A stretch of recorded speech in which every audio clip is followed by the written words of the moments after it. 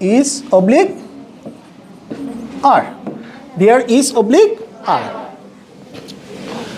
আচ্ছা, কখন there is ব্যবহার করব, কখন there are ব্যবহার করব, কখন there is ব্যবহার করব, কখন there are ব্যবহার করব, আমরা একটু প্র্যাকটিস করে শিখে নিছি।